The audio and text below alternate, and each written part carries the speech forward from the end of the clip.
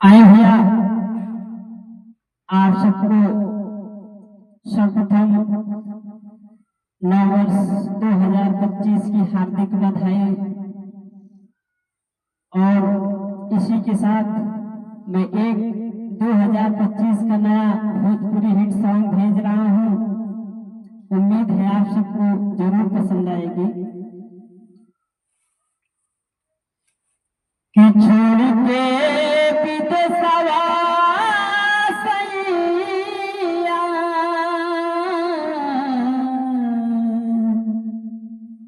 एक दुल्हन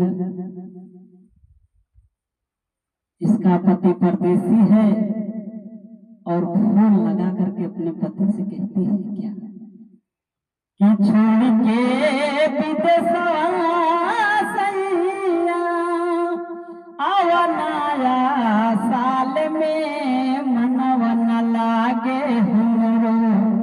कि मनवन लागे हमरो तोहरो खियाल में मनवन लागे हमरो छोड़ के विदेशवा सैया छोड़ के विदेशवा राजा आवनाया साल में मनवन लागे हमरो रहली खियाल में मनवन लागे हमरो जब से तू छुड़ के गईला नाही खियाल कैला जब से तू छुड़ के गईला नाही खियाल कैला लिहला खबरिया नाही सैया निरमोही भैला लिहला खबरिया नाही सैया निरमोही भैला छछने लाजियरा हमरो छछने लाजियरा हमरो रहली बेहाल में मनवन लागे हमरो कि मनवन लागे हमरो रहली खियाल में मनवन लागे हमरो दिल के रमनवा सैया दिलवा में रही गई दिल के रमनवा सैया दिलवा में रही गई सजली सपनवा जवन सजली सपनवा जवन लोरवे में बही गयल सजली सपनवा जवन लोरवे में बही गयल हमरो बुझाता फसला हमरो बुझाता फसला सवतिन के जाल में मनवन लागे हमरो कि मनवन लागे हमरो रहली खियाल में मनवन लागे हमरो छोड़ के विदेशवा सैया छोड़ के विदेशवा सैया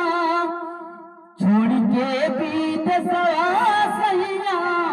आवनाया साल में मनवन लागे हमरो कि मनवन लागे हमरो रहली खियाल में मनवन लागे हमरो सैया सजनिया के बतिया मानी हो सैया सजनिया के बतिया मानी हो अपने सजनिया के बुझ परेशानी हो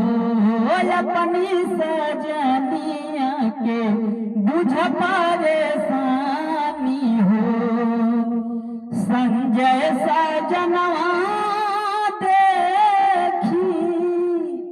संजय सजनवा देखी पानी कवन हाल में मनवन लागे हमरो कि मनवन लागे हमरो